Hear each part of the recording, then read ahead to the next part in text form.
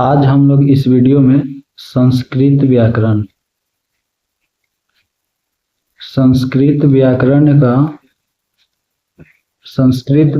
का second topic जो हम लोग पढ़ने वाले हैं। ठीक है, पहले हम लोग वर्ण विचार, पहला पॉइंट हम लोग क्या पढ़े, वर्ण विचार।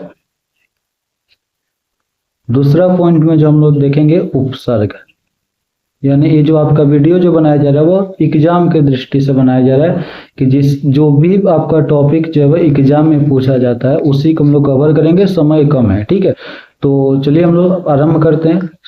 उपसर्ग, ठीक है, तो सबसे पहले हम एक चीज समझेंगे कि उपसर्ग क्या है, यानी उपसर्ग किसे कहते हैं। तो देखिए कह रहे कि वह शब्दांश, यानी शब्द के अंश को हम लोग क्या कहते हैं, शब्दांश कहते हैं। शब्द के अंश, ठीक है, तो वह शब्दांत जो किसी मूल शब्द के पहले लगकर, बस आप एक चीज याद रखिएगा, मूल शब्द के पहले लगकर, यहां से ही वाला याद रखिएगा कि मूल शब्द के पहले लगकर उसके अर्थ में क्या करते हैं, परिवर्तन ला देते हैं, उपसर्ग कहलाता है। ठीक है, यानी जो भी शब्द मूल शब्द के पहले लगकर, मूल शब्द के पहले लगकर उसके अर्थ में परिवर्तन ला देते हैं, उसे क्या कहते हैं, तो उसे उपसर्ग कहते हैं। क्या कहते हैं, उपसर्ग कहते हैं। क्लियर। तो चलिए यहाँ पे हम लोग कुछ एग्जाम्पल को देखते हैं। देखो सबसे पहले यहाँ पे है भौतिक। क्या है, भौतिक। तो आप ये समझिए कि भौतिक का अर्थ होता है। ठीक है, क्या होता है, होता है। अब इस भौतिक से, अब मान लेते कि भौतिक हो गया, अब इस भौतिक से पहले हम एक शब्द यहाँ पे लगा देते हैं, परा। क्या लगा देते हैं, परा। देखो अभी इसका अर्थ बदल कर जो है, वो क्या हो जाता है, तो पराजित होता है। क्या हो जाता है, पराजित होता है। अर्थ बदल गया कि नहीं, यानी हम लोग यहाँ पे क्या देखे, तो सबसे पहले देखे भौतिक। तो भौतिक मतलब क्या होता है, होता है। इसका मतलब क्या होता है, होता है।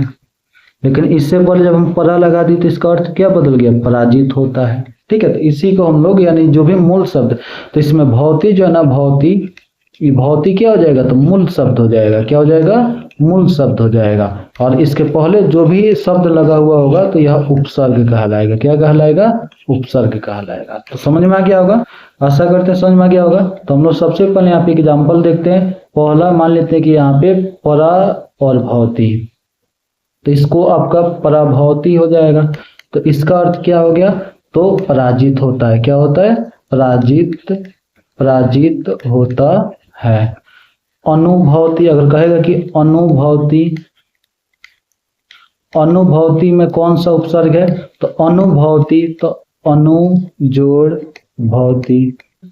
ठीक है, तो अनु उपसर्ग हो जाएगा, भौती मूल शब्द हो जाएगा। क्या हो जाएगा, मूल शब्द हो जाएगा। वैसे ही परिभौती, यानी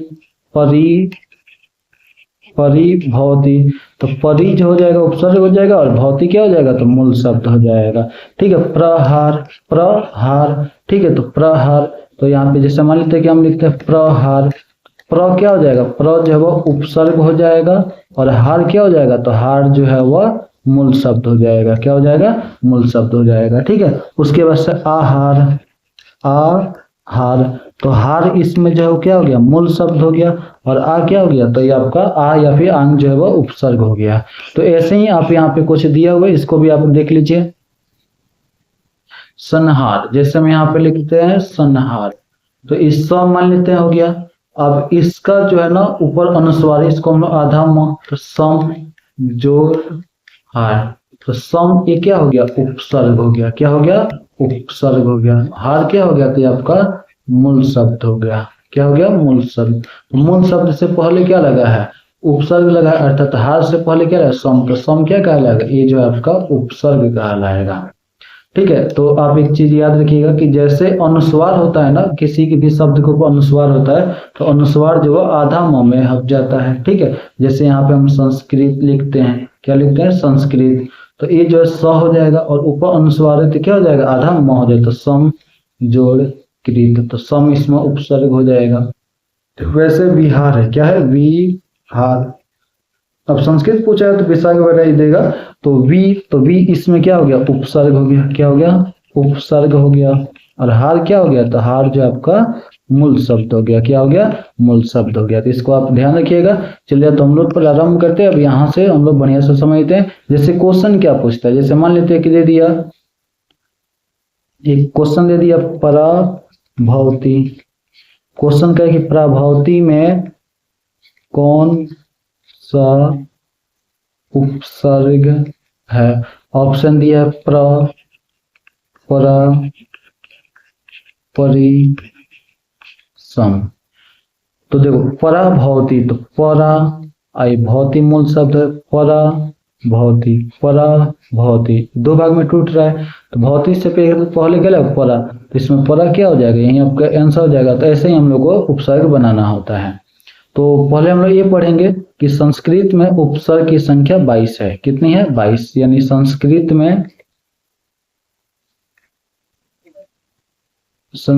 में उपसर्ग की संख्या, तो संस्कृत में उपसर्ग की संख्या कितनी है, 22 है। कितनी है, 22 है।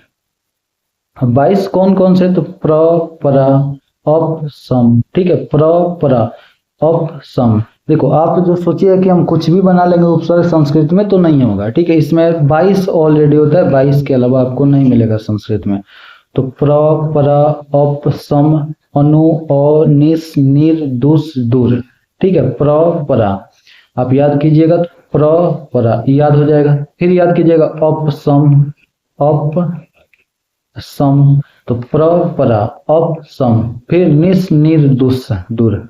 ये चारों एक साथ याद कीजिएगा कि निस, निस, निर, दुस, दूर। तो 8 हो गया, प्र, परा, अप, सम, प्र, परा, अप, सम, निस, निर, दुस, दूर, निस, निर, दुस, दूर। ठीक है, तो ये आप याद रखिएगा, प्र, परा, अप, सम, औ, अनु, और एक साथ इसको बना लीजिएगा, अनु, औ।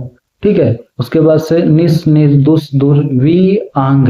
ठीक है, आंग। ठीक है, वी, आंग, नी, अधि, अपि, अधि, अपि, अति।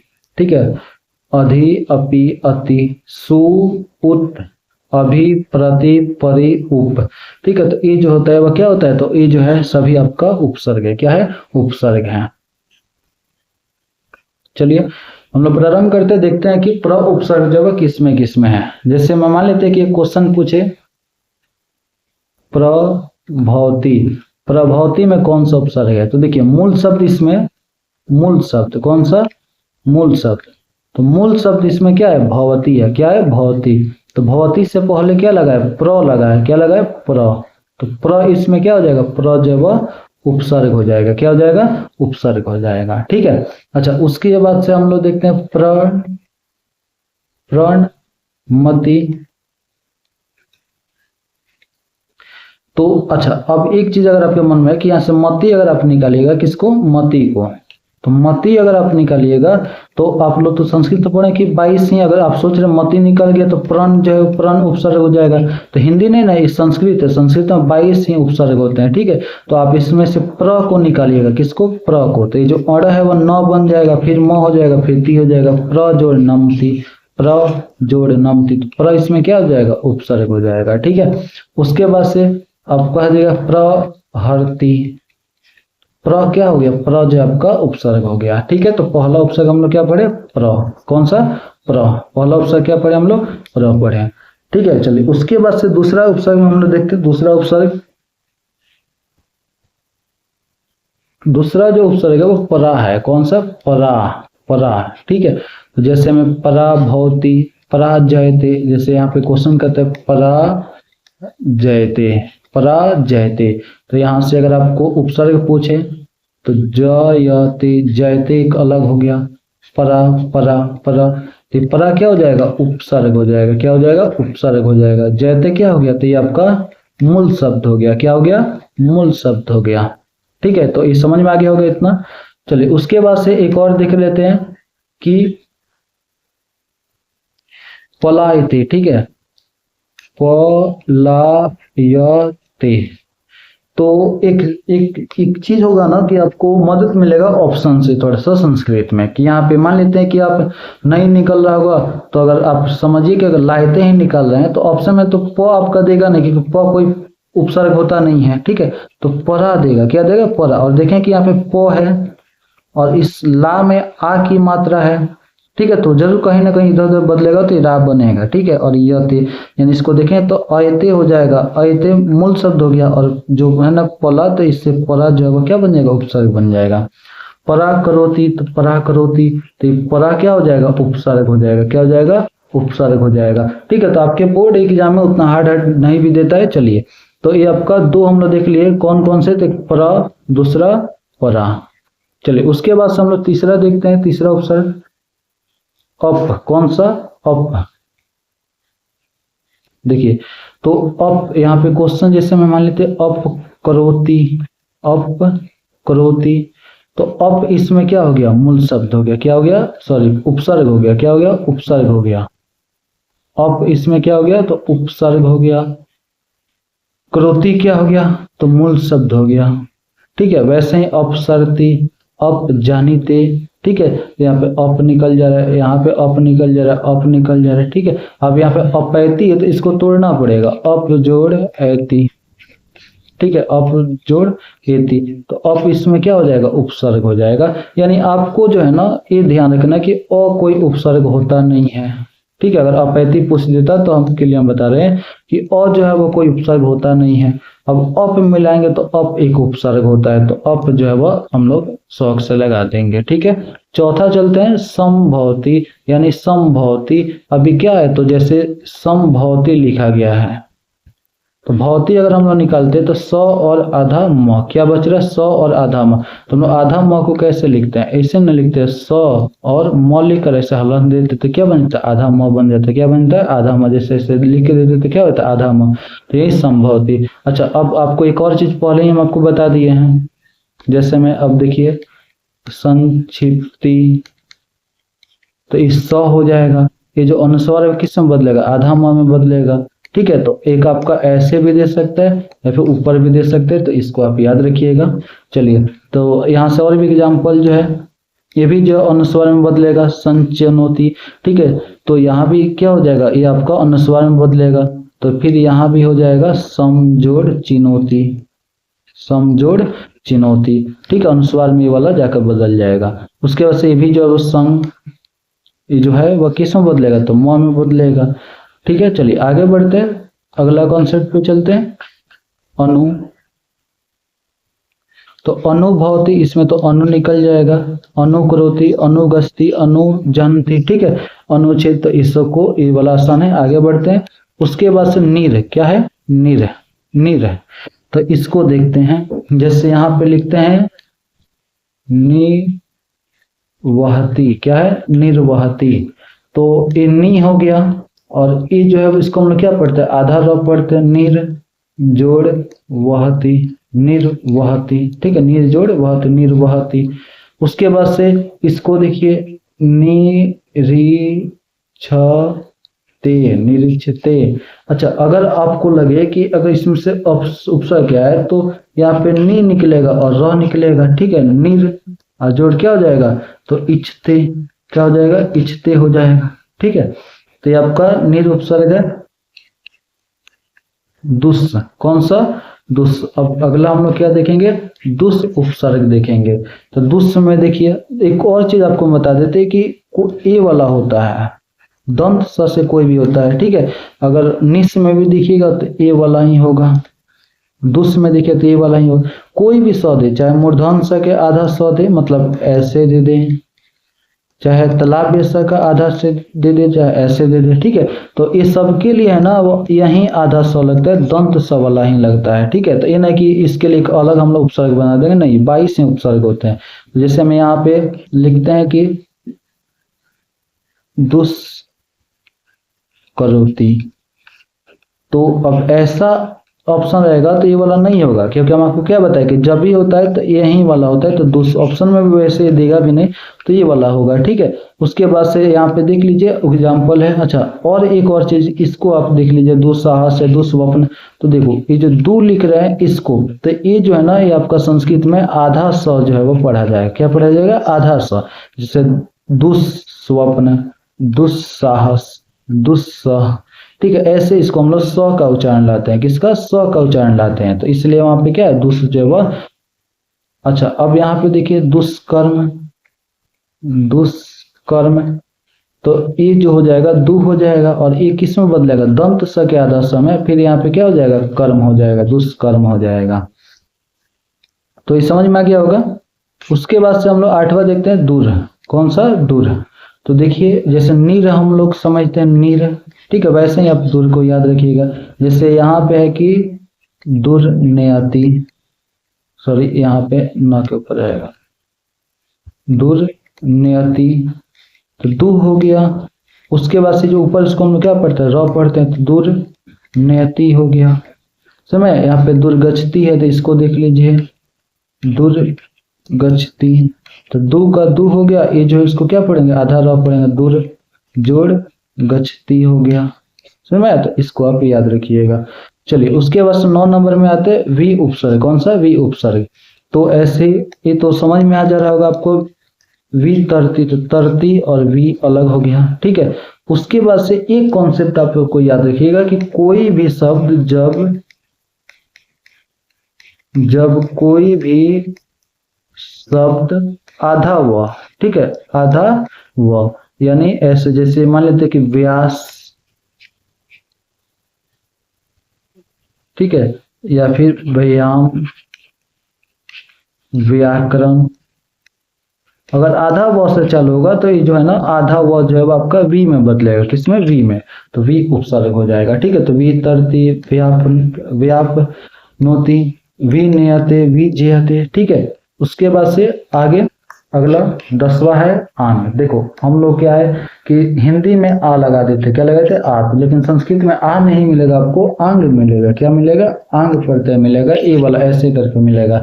जैसे में आ नियति, तो आप ये ना कि नियति देखिए और आ दिया तो आ लगा दिया, नहीं, गलत हो जाएगा। आ जो है ना आ हिंदी में होता है, इसको संस्कृत में आंग ऑप्शन में देगा, ऐसे करके ऑप्शन में देगा। ठीक है, तो आंग जो है वह उसको देख लीजिएगा।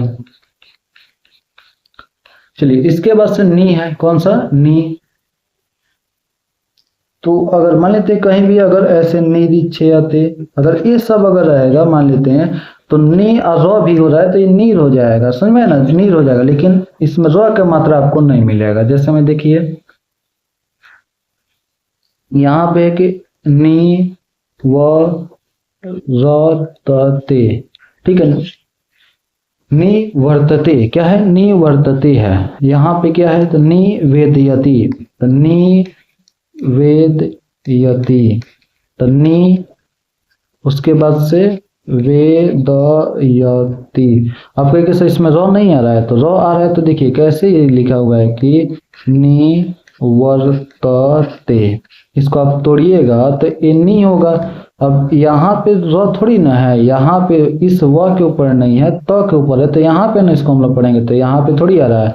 तो नी और फिर व और फिर यहीं पे आएगा र और फिर ते। देखो नी वर्तते, वर्तते इसमें नहीं आएगा, नीर नहीं होगा, नी होगा।